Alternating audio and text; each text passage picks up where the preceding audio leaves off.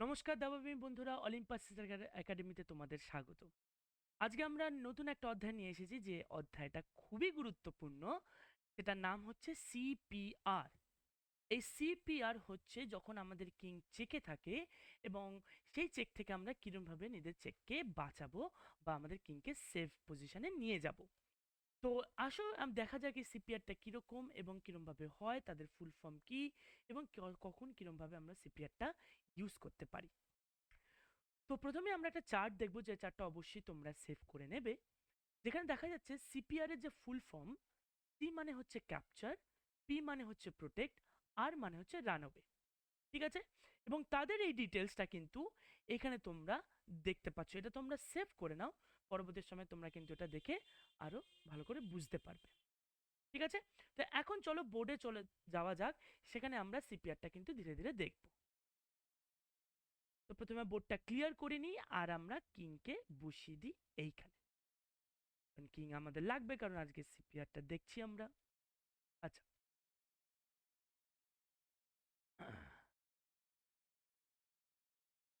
তো দেখো এখন, আচ্ছা হোয়াইট কিং দিইনি, আমি হোয়াইট কিং দিইনি, হ্যাঁ। এখন দেখো, কিং চেকে আছে। ঠিক আছে? কিং চেকে আছে। তো এখন বলতে পারো আমরা কি করব? প্রোটেক্ট করব, রানওয়ে করব, না ক্যাপচার করব? এখানে ক্যাপচার আমরা করতে পারবো না, কারণ আমাদের কোনো পিস নেই যেখানে আমি বিশপটাকে ক্যাপচার করতে পারি। প্রোটেক্টও করতে পারবো না, কারণ কারণ আমাদের কোনো পিস নেই যেখানে আমরা কিং আর বিশপের মাঝখানে নিয়ে আসতে পারবো। তো এখানে আমাদের একমাত্র রানওয়ে করতে হবে, মানে কিংকে সরাতে হবে যে কোনো একটা জায়গায়। আবার এখানে যদি আমি একটা নাইট রাখতাম, তাহলে কিন্তু আমরা প্রোটেক্টও করতে পারতাম। যেমন নাইটটা যদি আমি এদের মাঝখানে বসিয়ে দিই, তাহলে কিন্তু চেকটা আটকে যায়। তো এটা হচ্ছে প্রোটেক্ট। আর আরেকটা হচ্ছে ক্যাপচার। এখানে দেখো আমি আরো একটা নাইটকে জি5 স্পন করালাম র্যান্ডামলি। তো এখন কিন্তু এই নাইটটা কিন্তু বিশপকে ক্যাপচার করতে পারে। যদি ক্যাপচার করে দেয়, তাহলে কিন্তু আর চেক থাকবে না। তো এটাই হচ্ছে এই তিন রকম মেথড, যেখানে হচ্ছে রানওয়ে, যেখানে হচ্ছে আরেকটা প্রোটেক্ট, আর একটা ক্যাপচার। যে তিন রকম দেখতে পাচ্ছ, সবুজ, আকাশি কালার এবং অরেঞ্জ, গ্রিন, স্কাই কালার এবং অরেঞ্জ কালার যে পসিবিলিটিস আছে, এটা কিন্তু ইন্ডিকেট করছে একটা রানওয়ে, একটা প্রোটেক্ট, আর একটা ক্যাপচার। ব্যাস, এই তিনটে যদি তোমরা জানো, তাহলেই তোমরা কিংকে চেক থেকে কিন্তু বাঁচাতে পারবে। তো একরকম কথা হচ্ছে যে কোন পজিশনে কোনটা অ্যাপ্লাই হয়, সেটা কিন্তু ইম্পর্টেন্ট। কারণ হতে পারে তোমরা তোমরা সবকটাই করতে পারো, কিন্তু তার মধ্যে একটাই কারেক্ট অ্যান্সার হবে। তো আমরা দেখো কয়েকটা পাজেলের মাধ্যমে এটা জেনে নিই। তো প্রথমে যে পজিশনে দেখতে পাচ্ছ, এখানে আমাদের ব্ল্যাক হোয়াইট কিং চেকে রয়েছে। তো এটা বলো তো কি মুভ হবে? রাইট, এটা হবে ক্যাপচার।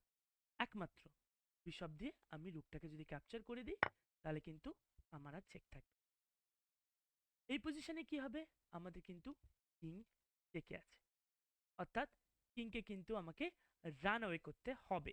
হ্যাঁ, এখানে কিন্তু ইম্পর্টেন্ট আমরা আরেকবার দেখে নিই। নাইটের চেকের ক্ষেত্রে ধরে নিলাম এখানে একটা নাইট চেক রয়েছে, আমরা কিন্তু নাইটের চেকে কিন্তু ব্লক করতে পারবো না, কারণ নাইট যেহেতু লাফিয়ে যায়, ব্লক করার কোনো সুযোগ নেই। আমাদের হয় একে ক্যাপচার করতে হবে যেভাবে হোক, কোনো যদি পিস থাকে, নয় কিন্তু পালাতে হবে। তাই নাইটের চেকে কিন্তু আমরা ব্লক করতে পারবো না। সিমিলারলি যদি আমাদের পন চেক দেয়, সেখানে কিন্তু ব্লক করতে পারবো না, কারণ আমাদের কোনো পিসই নেই যেখানে কিং আর পনের মাঝখানে আমি কোনো একটা পিসকে নিয়ে আসতে পারি।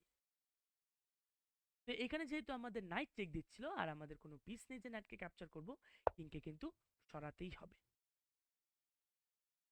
এখন দেখো, এখানে রুক আমাদের চেক দিচ্ছে। এখানে আমরা কিভাবে সেভ করব? এখানে আমি রানওয়ে করতে পারবো না, এখানে রুক রয়েছে, আমি রুকটাকে ক্যাপচারও করতে পারবো না। এখানে একটাই উপায়, এখানে আমি প্রোটেক্ট করব নাইটটাকে দিয়ে, আর কোনো উপায় নেই। তো এই হচ্ছে ক্যাপচার, প্রোটেক্ট আর রানওয়ে। তো এখন যদি একটা পাজেল দেখি,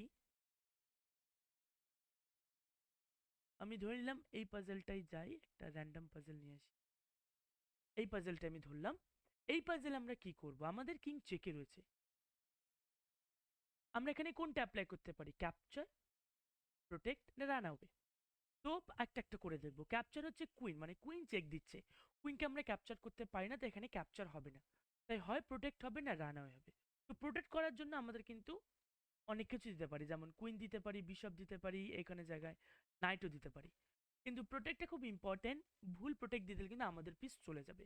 যেমন ধরো এখানে যদি আমি বিশপ দিয়ে এরমভাবে ঠেকাই, তাহলে বিশপকে কিন্তু ওরা আমরা সহজেই ক্যাপচার করে ফেলবে, কারণ আমাদের বিশপের কোনো সাপোর্ট নেই। ঠিক সিমিলারলি আমি যদি নাইট দিই, তাহলেও কিন্তু আমাদের নাইটকে কিন্তু সহজেই খেয়ে ফেলতে পারবে, ক্যাপচার করে ফেলতে পারবে। অর্থাৎ এই প্রোটেক্টটা কিন্তু হবে না। কিন্তু যে প্রোটেক্টটা হবে সেটা হচ্ছে বিশপ যদি আমি E7-এ ব্যাক করে, তাহলে বিশপের এনাফ সাপোর্ট আছে, তাই কুইন ক্যাপচার করতে পারে না। তাই এটা একটা হতে পারে। আবার কুইনও কিন্তু যেতে পারে, কারণ কুইনের সাপোর্ট আছে। আবার কিন্তু রান অ্যাওয়ে করতে পারে F8-এ।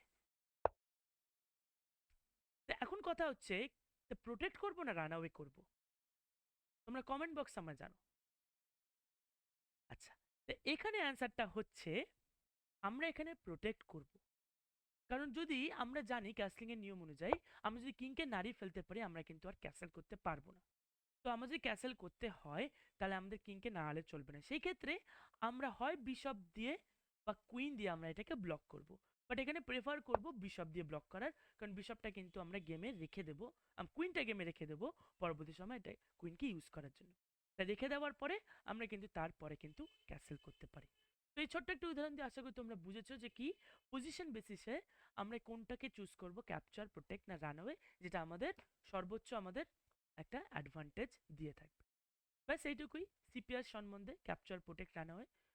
আশা করি তোমরা খুব সহজেই বুঝতে পেরেছো। অবশ্যই তোমরা পাজল কিছু সলভ করবে। আমাদের দেখা হবে নতুন কোনো একটা অধ্যায়। আজ এই পর্যন্তই।